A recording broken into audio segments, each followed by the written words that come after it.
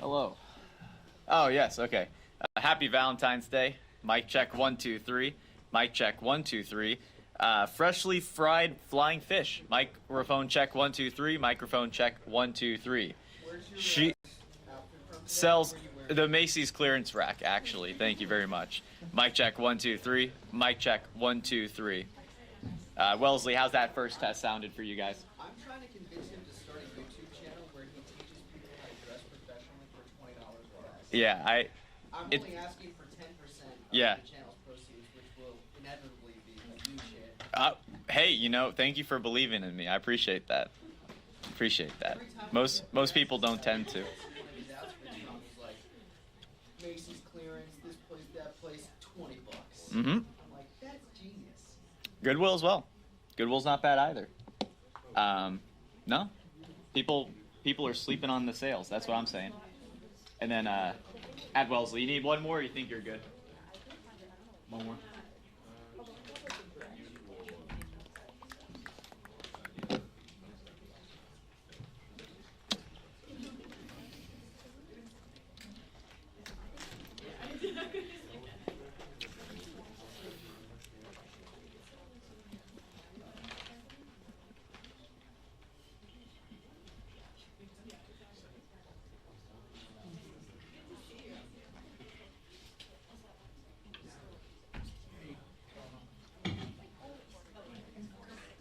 Hey Z, would you mind checking on Studio B for me for a sec? Yeah, I appreciate it. Okay, mic check 1 2 3. Mic check 1 2 3. Happy Valentine's 1 2 3. Happy Valentine's 1 2 3. And holidays and such like that. Microphone check 1 2 3. Microphone check 1 2 3. She sells seashells by the seashore. Mic check 1 2 1 2. Mic check 1 2 3. 3 2 1 check mic. 3 2 1 check mic. 1 2 3 mic check. 1 2 3 mic check. A B C D E F G H I J K L M N O P Q R S T U V W X Y and Z. Z Y X Q V T. I can't even. Mic. Mic check. Mic check 1 2 3. Mic check 1 2 3. Happy Valentine's Day. 1 2 3. Happy early Xmas. 1 2 3. Mic check 1 2 3. 1 2 1 2. Mic check 1 2 3. Is that all good? Bet. Sounds good. Sounds good.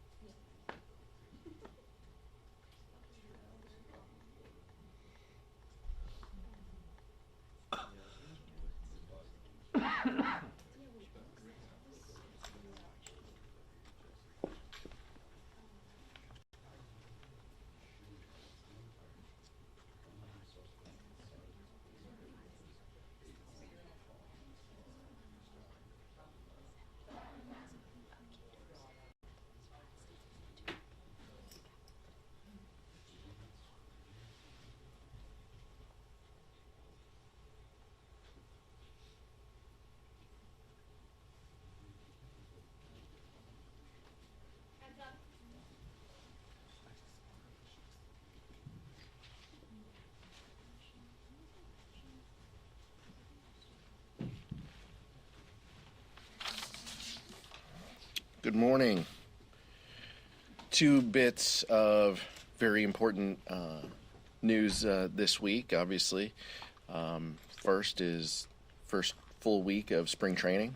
for those baseball fans. So Vice Chair Lou and I are rooting for our Dodgers. So they'll be in Glendale, Arizona. So I know all of you are very focused on that as well.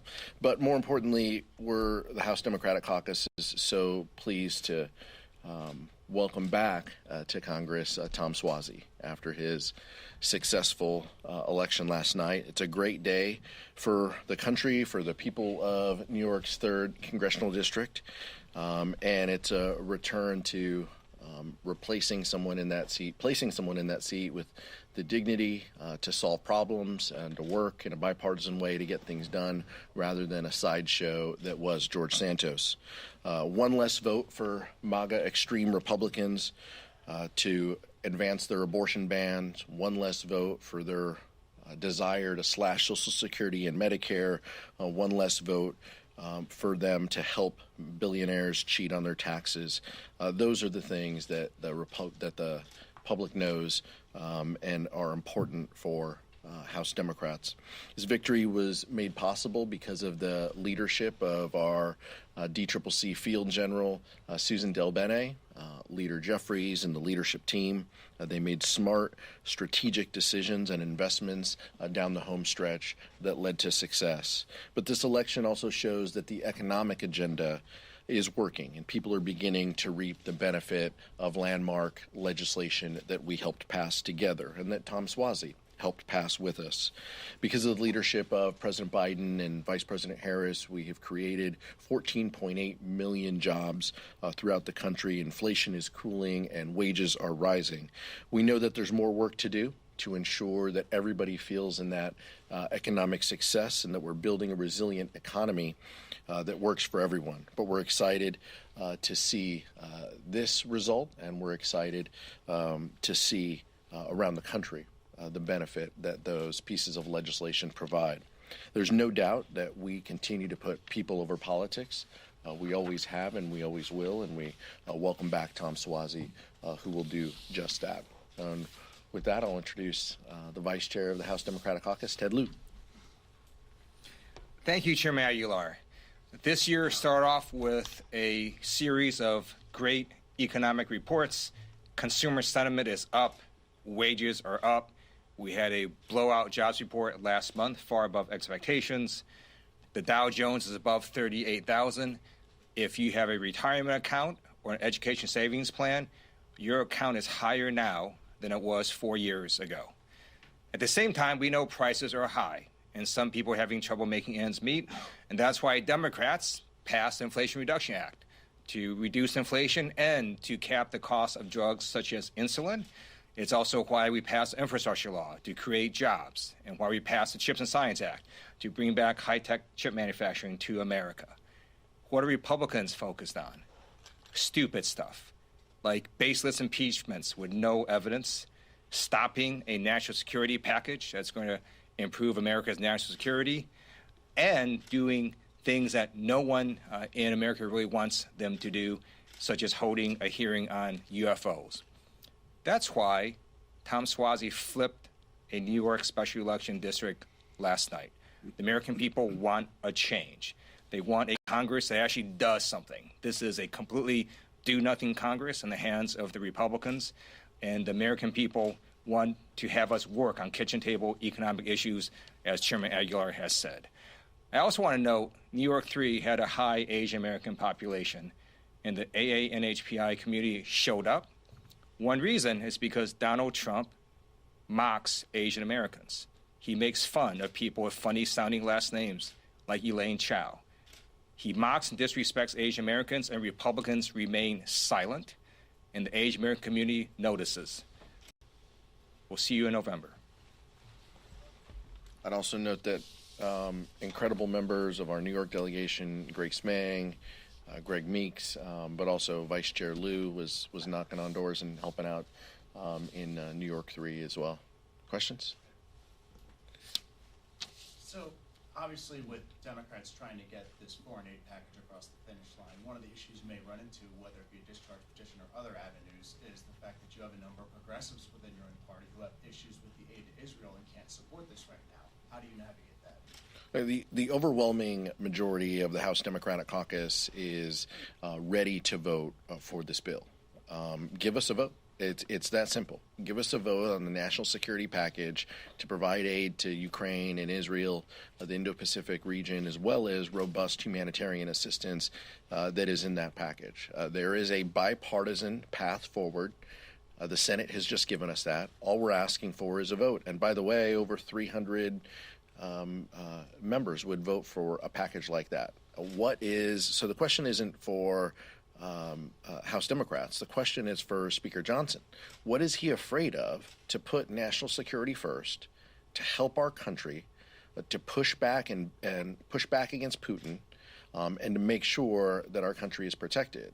What is his concern? Give us a vote. House Democrats will be focused on bipartisan solutions, working in a way that will help deliver that piece of legislation. That's what we'll do until we get it done. And that's what we have heard loud and clear from our members, and that's what we plan to do. I agree with what Chairman Aguilar said. Speaker Johnson has said to let the House work its will. Well, the way the House works its will is to vote. So we're simply asking for Speaker Johnson to let us vote. If there's a vote on the floor of their Senate package, it would pass with overwhelming bipartisan support. Unfortunately, Speaker Johnson seems to be captured by their Marjorie Taylor Greene extreme faction of the party, their Putin caucus. There's really no other explanation for why he wouldn't let a vote happen on this bipartisan bill. Question, Lisa. Do you think that President Biden? Oh, sorry. I'm so sorry. Go ahead, Lisa. No, go ahead. I'm sorry about that. Do you think it would be wise for President Biden to sit down in a one-on-one meeting with Speaker Johnson, as he had requested, in order to move ahead on the supplemental aid package? I'll let the president speak to his calendar, he and his team. I can tell you that the legislative leaders did sit down, weeks ago. They talked about these issues. I don't know substantively what the speaker wants to get, what feels he can accomplish with that type of setting. I think it's very clear. But look, if he wants advice, we're happy to give him some. Put this bill on the floor. That's what he can do to help our country. That's what he can do to have some bipartisanship, to support bipartisanship. It's very clear. If you want to push back against Putin, if you want to help our national security, put this bipartisan bill on the floor. Let's fund our national security priorities. Let's do it in a bipartisan way. That's what the Senate did. We don't know what Speaker Johnson is afraid of. Lisa, then Max. Democrats obviously are not that far from having the majority that you guys in such a narrow margin.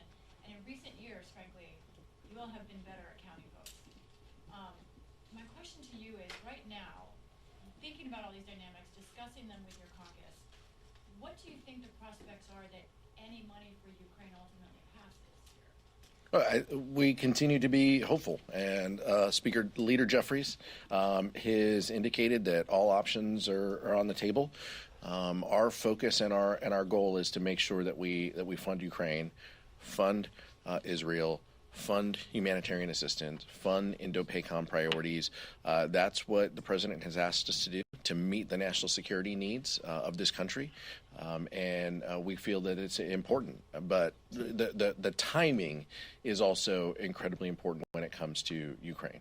Now, we've all had various briefings. The importance of this moment, we have heard Senator McConnell speak on the Senate floor. We have heard other legislative leaders talk about this importance. We feel that, we understand that. Some members just came back from a trip to Ukraine as well. So taking in their thoughts, their reflections, what they saw on the ground. But this is important not just for the United States. This is important for the world. This is important for NATO. And that comes back to why Republicans are pushing back. Donald Trump criticizes NATO, and House Republicans carry his water to try to kill this bill and to torpedo this bill. That's what's going on. Let's be very clear about the Ukraine funding specifically. Donald Trump is the leader of their party, and Donald Trump has said not to fund this. And so it's a concern that every American should have when it comes to national security and what exactly the former president's motivations are. But we stand ready and willing to put up votes to get this done. That's what we're focused on. So take the theatrics aside, take the personalities aside. How do we get this done? That's what House Democrats are focused on. Max? On the subject of New York 3, how much of Swazi's game plan do you think can be replicated nationwide? You know, that's a strategy that other candidates should exemplify. And also, is it at all concerning that his message was in many ways not embracing Joe Biden? He was non-committal about his reelection, and he also criticized Democrats for not doing enough or talking enough about the border issue. Yeah, I think we watched the arc of the entire campaign. But no, Tom Suozzi was a key part. He was a vote for a lot of these pieces of legislation, so I think he can talk about it in a very genuine way, like a lot of our members currently can talk about it. The creation of jobs, Inflation Reduction Act, as the Vice Chair mentioned, CHIPS and Science, bipartisan infrastructure bill. He has the ability, one, to connect with voters because he's done this job. He brings local government experience that he had as well, but he also has a track record that he can talk to and point at.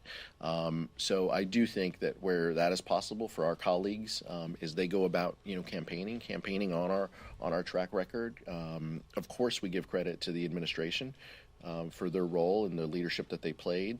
But a lot of us have voted for these landmark pieces of legislation that have created jobs. And so it's important to also talk about that. Tom Suozzi also has a track record of voting for the Dream and Promise Act and working in a bipartisan way to deliver immigration reform. So I'm not worried about positions that he took or things that he said. I'm confident he's going to be a friend and a colleague on these issues and is going to help us chart a path toward bipartisan success in the future. I think the framing of your question is not correct. Tom Suozzi actually ran on comprehensive immigration reform. He supports that. And he also said he supports a Senate bill. It was the Republicans that tanked that Senate bill on the orders of Donald Trump. The voters of New York 3 noticed. In addition, Tom Suozzi ran on saying he's not going to ban abortion. He's not going to support a national abortion ban. The voters of New York 3 also noticed that as well. And I think those are messages that will resonate in every single district. Speaker Johnson said several times yesterday that one of the reasons he's not going to put the supplemental on the floor is he wants to focus on the appropriations deadlines that are coming up. As an appropriator, you understand how this process works. Is there anything about this process that would preclude him from putting this bill on the floor? What's your reaction to him saying that one of the reasons he's not in a hurry to put the supplemental on the floor is because he wants to focus on the upcoming appropriations deadline? Look, Democrats also believe in on-the-job training, and that's clearly, where Speaker Johnson is right now. But you have to be able to do two things at once. Nancy Pelosi frequently did 12 things. I understand doing two is hard for him, but that's what the job entails. And so we've got to focus. We have multiple priorities to get done, and that's what we should be focused on. But the Appropriations Committee should be working on. They have their numbers. They should be marking up those bills. We still have ample time on the floor this week and in 2 weeks that we could take up a national security supplemental if the Speaker was truly intent on delivering this, or what we're finding out is he just wants to carry Donald Trump's water. But we have to be able to do multiple things at once here. But he's shown incapable of that. On New York 3 and specifically the immigration piece of that and the way Tom Suozzi messaged on that. Are there lessons that Democrats can take from that going into the fall, or was that election kind of too unique to really draw any lessons from? I think specifically, on the immigration frame, we've read articles. We understand New York has a lot of thoughts on this issue, and I think that's fair.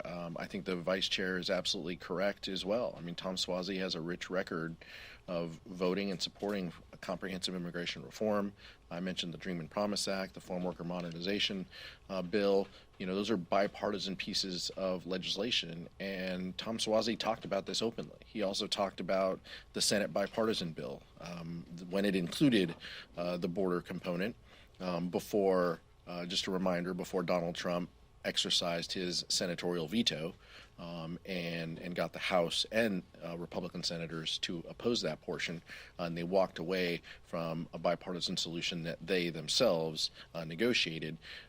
So I think that's the lesson here is whatever Donald Trump says is where House Republicans are going to land.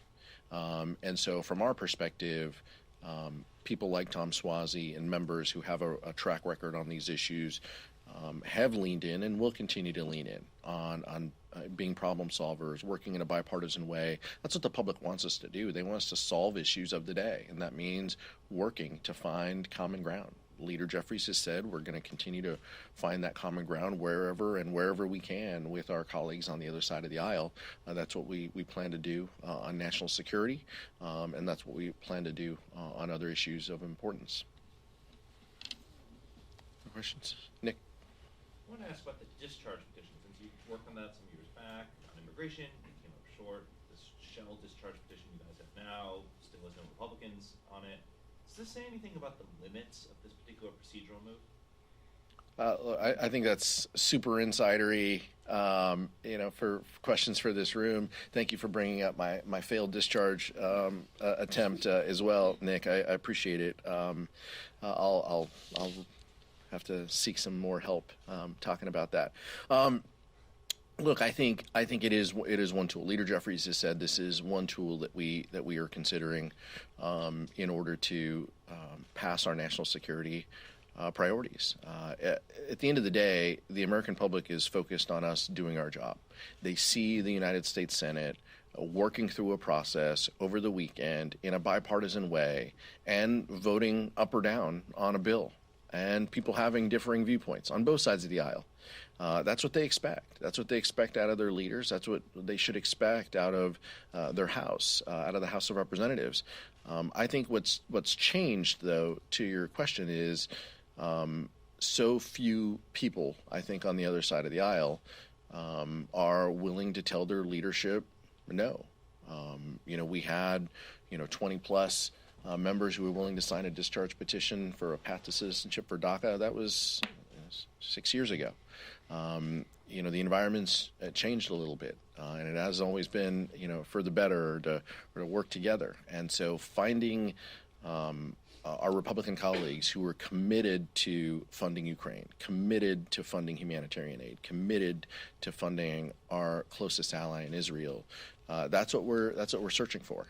And to the extent they want to work with us, we're happy to find a way to work together with them. But that's the importance of the moment is to solve this national security prerogative, and we'll figure out the method and the manner in order to do that.